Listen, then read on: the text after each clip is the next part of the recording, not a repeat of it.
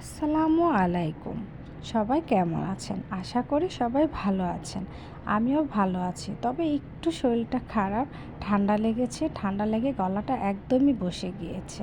এখন সকালে ঘুম থেকে উঠেই তাই শুরু করে দিয়েছি আগে নাস্তা থেকে, যে আগে গরম গরম চা খেয়ে নিই। তাই চা বিস্কিট নিয়ে বসে গিয়েছে। আর এদিক দিয়ে দেখুন আমার ঘর-টরগুলি গুছিয়ে নিয়েছি। আর যাদের রাস্তার উপরে বাসা ওদের যে কী অবস্থা! আমার তো একদিন পর পর এগুলি সব পরিষ্কার করতে হয়। তা না হলে ধুলোবালি পড়ে কী যে অবস্থা হয়ে থাকে, একদম আঙ্গুল দিয়ে অক্ষর লেখা যায় এরকম অবস্থা থাকে।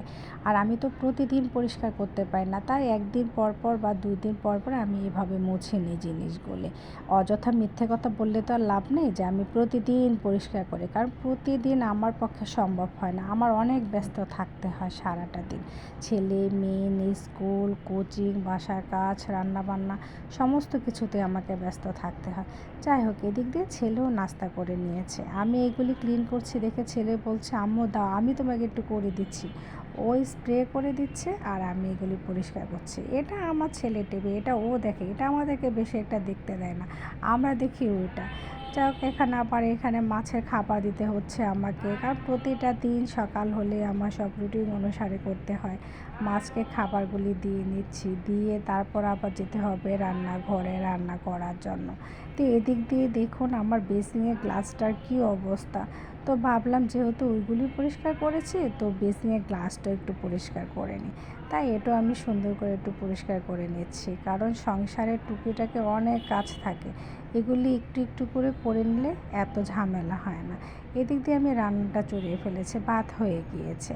আজকে যে কেসকি মাছ রান্না করব, আর রান্না করব চ্যাপা শুটকি। তাই আজকে আমি প্রথমে কেসকি মাছটা বসিয়ে দিয়েছি। আলুগুলি কুচি কুচি করে কেসকি মাছটা মেখে ঝুঁকে সুন্দর করে টমেটো দিয়ে, কাঁচামরিচ, পেঁয়াজ বেশি বেশি করে দিয়ে আমি এটা বসিয়ে দিচ্ছি। তারপর করব চ্যাপার চাশনি। তো জানি না কে কে চাশনিটা খান, এটা কিন্তু আমাদের কাছে অনেক প্রিয়, আমরা অনেক পছন্দ করি এই চাশনিটা। আপনার খুদের বাদ দিয়ে বলেন, খিচুড়ি দিয়ে বলেন, এইভাবে বাদ দিয়ে বলেন, যেভাবেই খান ভালো লাগবে, আপনারা ট্রাই করতে পারেন। আর আমি যেহেতু ময়মনসিংহের মেয়ে, চ্যাপা শুটকি তো আমার কাছে পছন্দ থাকবে। অনেকে আছে এটা গন্ধটা ভালো লাগে না, মানে পছন্দ করে না, খেতে পছন্দ করে কিন্তু ওদের কাছে গন্ধটা ভালো লাগে না। তো আমাদের কাছে খেতেও ভালো লাগে, গন্ধটাও ভালো লাগে। তো এখানে দেখুন আমি বেশি বেশি করে পেঁয়াজ আর রসুন কেটে নিয়েছি, কারণ যেহেতু শুটকি সেই ক্ষেত্রে আপনার রসুনটাই বেশি লাগে। তো পেঁয়াজ রসুনটাকে আমি সুন্দর করে লবণ দিয়ে ভালোভাবে ভেজে নিচ্ছি। এটার মধ্যে লবণটা দিলে কি, লবণটা দিয়ে যখন আপনি ভাজা দেবেন তখন অল্পতে জিনিসটা নরম হয়ে আসে, সিদ্ধ হয়ে আসে। তো এখন আস্তে আস্তে আমি সবগুলি মশলা দিয়ে দিচ্ছি, আর মরিচের গুঁড়োটা একটু বেশিই দিচ্ছি, যেহেতু এটা একটা ভর্তা জাতীয় জিনিস চাশনি। তো সেই ক্ষেত্রে আমাদের মরিচটা আমরা একটু বেশিই দিয়ে থাকি।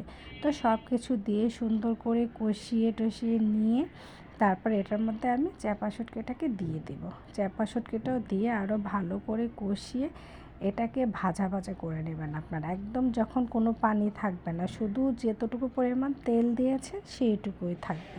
আর তেলটা দিয়ে আস্তে আস্তে ভাজা ভাজা ভাজা ভাজা হতে হতে যখন দেখবেন এরকম লালচে লালচে কালারটা চলে এসছে, একদম শুকনো শুকনো, তখন এটাকে সুন্দর করে নামিয়ে নেবেন। আর এটা আপনি ইচ্ছে করলে ১ সপ্তাহ ২ সপ্তাহ আপনার ফ্রিজে রেখে দিতে পারবেন, কিচ্ছু হবে না। আচারটা যেরকমভাবে আমরা অনেক দিন রেখে খেতে পারি, তেমনি এই ভর্তাটাও আমরা অনেক দিন রেখে খেতে পারি। আর এই ভর্তাটা খেতেও কিন্তু ভীষণ মজা। কালারটাও দেখুন কি সুন্দর হয়েছে, একদম লাল টুসটুস করছে, চকচক করছে। আর এটা আমার কালকে রান্না তরকারি ছিল, ওর বাবা বলছে যে আমার বাসি তরকারিটা ভালো লাগে, কারণ শীতকালীন নাকি ওর সিম, আলু, মানে নতুন আলু এগুলি দিয়ে যে আগের দিন তরকারিটা রান্না হয় সেই দিন গরম করে খেতে ওর